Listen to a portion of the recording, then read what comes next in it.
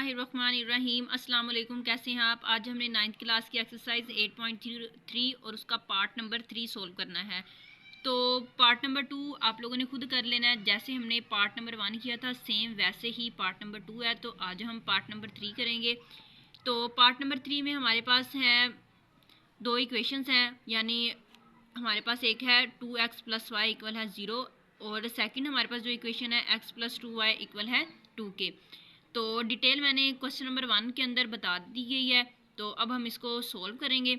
यहाँ पर हमारे पास है 2x + y इक्वल है 0। फर्स्ट पे हम क्या करेंगे, फर्स्ट वाली जो इक्वेशन है यहाँ से y की वैल्यू निकाल लेंगे, y निकाल लेंगे और यहाँ से जो सेकंड इक्वेशन है यहाँ से हम y की वैल्यू निकाल लेंगे। अब देखें हमारे पास ये है 2x + y इक्वल है 0।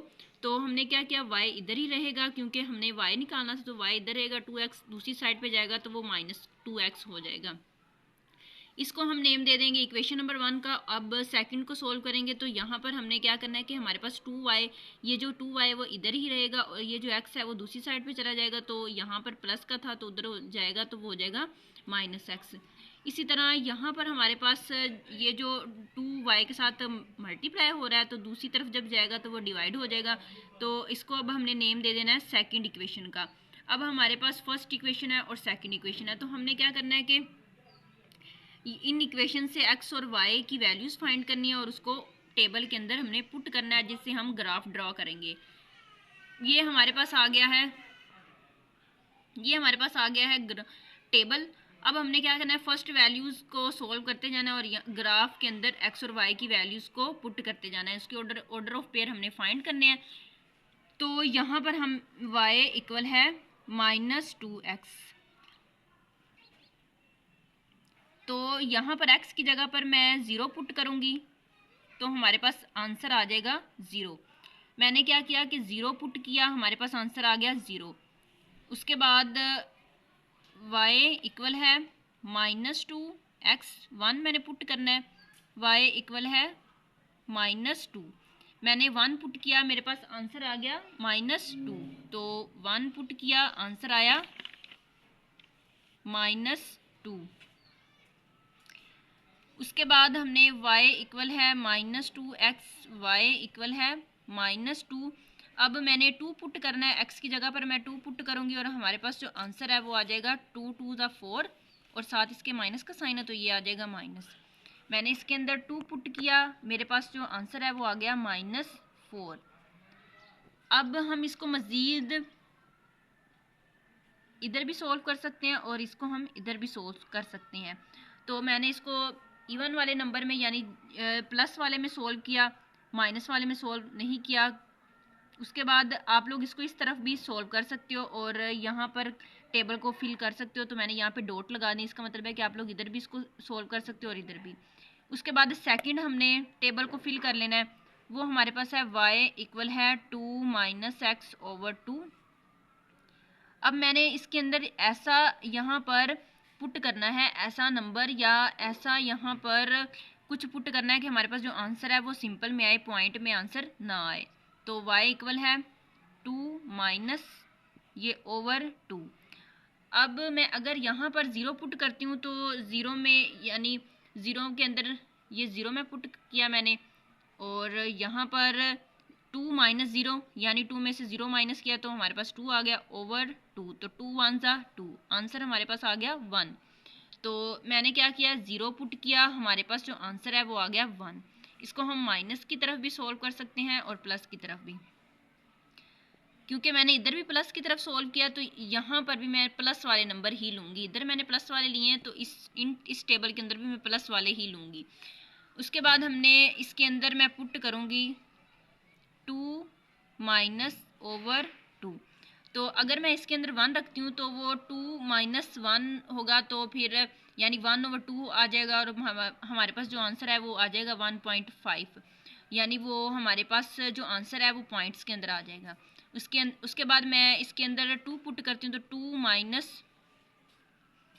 2 मैंने पुट कर दिया, 2 - 2 0, 0/2। तो 0 और 2 को डिवाइड किया तो आंसर क्या आ गया 0। अब मैंने क्या किया, यहाँ पर 2 पुट किया और हमारे पास जो आंसर है वो आ जाएगा 0। अब हमने जो ऑर्डर ऑफ पेयर फाइंड किया उसको हमने ग्राफ पर ड्रॉ कर देना है। तो यहाँ पर हमारे पास ग्राफ है जिसको हम ड्रॉ कर देंगे। अब हम फर्स्ट वाला टेबल सोल्व करेंगे तो हमारे पास इसमें x भी 0 है और y भी 0 है। तो अब हम क्या करेंगे कि ये हमारे पास x भी यहाँ पर 0 हो जाएगा और y भी 0 हो जाएगा। तो जो हमारे पास फर्स्ट ऑर्डर ऑफ पेयर आएगा वो यहाँ पे आएगा 0 और 0। उसके बाद सेकंड हमारे पास है x जो है वो 1, ये हमारे पास x हो जाएगा 1 और y जो है वो -2 है, तो यहाँ पे -2 हो जाएगा। ये हमारे पास यहाँ पे ये पॉइंट बनेगा। उसके बाद यहाँ पर हमारे पास जो इसका थर्ड वाला पॉइंट है वो है 2 और -4। 2 यानी हमारे पास जो 2 है वो है ये 2 आ जाएगा, ये वाली 2 1 लाइन है, और y जो हमारे पास है -4, तो यहाँ पर हमारे पास आ जाएगा -4। उसके बाद हमने सेकंड जो हमारे पास टेबल था उसको हमने यहाँ पर ड्रॉ कर लेना है। तो इसमें हमारे पास जो x है वो 0, ये हमारे पास x आ गया 0। अब हमने y जो लेना है वो 1 लेना है, तो y हमारे पास ये y है, तो ये पॉइंट यहाँ पे बनेगा, यहाँ पे हमारे पास ये पॉइंट बन जाएगा। इसमें हमारे पास ये जो x है वो 0 और y हमारे पास आ गया 1। उसके बाद सेकंड हमारे पास जो है उसमें जो x है वो 2 है, ये x आ जाएगा 2 और y हमारे पास है 0, तो ये हमारे पास यहाँ पे ये एक पॉइंट बन जाएगा। अब हमने इनको मिला देना है। अब हमें जो पॉइंट चाहिए था, यानी दोनों इक्वेशंस जहाँ पर मिलती हैं वो इस पॉइंट पे मिल रही हैं, तो ये हमारे पास ये एक पॉइंट है। अब देखें यहाँ पर जैसे पार्ट नंबर 1 के अंदर हमें जो ये पॉइंट मिला था वहाँ पर 2 और 1 यानी -1 और 1 पे वो मिल रहा था, लेकिन यहाँ पे कोई भी यानी इधर भी हमारे पास कोई नंबर नहीं है और ना ही इस तरफ हमारे पास कोई नंबर है। तो हमने क्या करना है, इसको इक्वेशन 1 और इक्वेशन 2 से इसको फाइंड आउट कर लेना और इसका हम नाम रखेंगे x और y। हमारे पास ये जो इक्वेशन होगी इसको हम नाम दे देंगे x और y का, यानी ये जो पॉइंट है हमारे पास इसको मैंने नेम दे दिया है x और y का। अब हम क्या करेंगे कि जो हमारे पास इक्वेशन नंबर 1 और इक्वेशन नंबर 2 थी उससे हमने x और y की वैल्यू फाइंड करनी, यानी इस पॉइंट को फाइंड करना है जिसका मैंने नेम x और y रखा है। यहाँ पे हम एरो लगा देंगे, इधर भी और यहाँ भी और यहाँ भी, और हमने इसको इन पॉइंट्स के ऑर्डर ऑफ पेयर लिख लेने। अब तो यहाँ पर हमारे पास जो फर्स्ट था वो 0 0, ये हमारे पास आ जाएगा 0 और 0। उसके बाद ये हमारे पास जो सेकंड वाला था वो 1 1 और आया था -2। थर्ड वाला हमारे पास था 2 -4। उसके बाद ये हमारे पास इसका जो फर्स्ट वाला था वो हमारे पास आया था 0 और 1, 0 और यहाँ पे 1 आ जाएगा। उसके बाद ये हमारे पास आया था 0 2 और 0। अब हम इसके नाम लिख देते हैं और इसको हम L और L, ये W और इसको हम W हैश का नाम दे देते हैं। अब हमने क्या करना है कि जैसे मैंने आपको बताया कि हमने इक्वेशन नंबर 1 और इक्वेशन नंबर 2 से इस पॉइंट को फाइंड आउट करना है। अब हमने क्या किया कि इक्वेशन नंबर 1 और इक्वेशन नंबर 2 को हमने ले लिया है। यहाँ से हमारे पास जो इक्वेशन नंबर यहाँ पर हमारे पास जो 2 है उसको हमने मल्टीप्लाई करवाना है 2 के साथ, क्योंकि हमारे पास इसको अगर हम सब्ट्रैक्ट करते हैं तो हमारे पास कुछ भी कैंसिल नहीं हो रहा है। यहाँ से हमें x या तो y कैंसिल करना पड़ेगा। तो फिर हम क्या करेंगे कि जो सेकंड हमारे पास इक्वेशन है, यानी ये हमारे पास सेकंड वाली इक्वेशन थी, इसको हम मल्टीप्लाई करवाएंगे 2 के साथ by multiplying 2 with equation 2 on both side. अब ये मैंने इक्वेशन नंबर 2 लिख ली, इसको मैं मल्टीप्लाई करवाऊंगी 2 के साथ। इसको हमने 2 के साथ मल्टीप्लाई किया तो ये 2x और 2 to the 4y और इक्वल है 2 to 4। यहाँ पर हमारे पास आ गया 4। अब इसको मैंने नेम दे दिया इक्वेशन नंबर 3 का। अब हमने क्या करना है कि by subtracting equation number 1 and equation number 2 हमने इसको सब्ट्रैक्ट करना है, यानी इक्वेशन नंबर 1 और इक्वेशन नंबर 3 जो अब हमने यहाँ पे इक्वेशन नंबर 3 बनाई, इसको हमने सब्ट्रैक्ट कर देना है। तो मैं यहाँ पर लिखती हूँ इक्वेशन नंबर 1। तो ये हमारे पास है 2x प्लस y इक्वल है 0, और सेकंड हमारे पास जो थर्ड वाली हमारे पास थी वो है 2x यहाँ पर हमारे पास आ जाएगा प्लस 4y इक्वल है 4 के।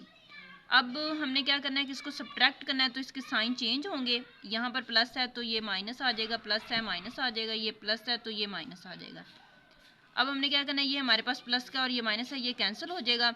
अब यहाँ से हम y इजीली फाइंड आउट कर सकते हैं। तो अब -4y में से y हमने माइनस किया तो हमारे पास -3y आ जाएगा इक्वल है। अब ये 4 -4 वैसे नीचे आ गया। अब ये जो साइन है इस साइन के साथ कैंसिल हो गया, हमारे पास 3y इक्वल है 4। यहाँ से अब हमने y निकाल लेना है, तो y इक्वल है 4/3। y हमने फाइंड कर लिया। अब हमने x फाइंड करना है, तो इसको क्या करेंगे, इक्वेशन नंबर y इक्वल है 4/3 पुट इन इक्वेशन 1। हमने क्या करना है कि y की जो हमने वैल्यू फाइंड की है इसको हमने इक्वेशन नंबर 1 के अंदर पुट कर लेना है, जिससे हमारे पास x की वैल्यू आ जाएगी। तो 2x प्लस y इक्वल है 0।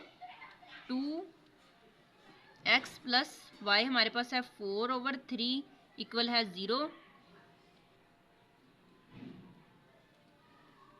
अब हमने क्या करना है कि हमारे पास 4/3 है वो प्लस इधर हो रहा है, तो उधर जाके वो हो जाएगा -2x इक्वल है -4/3।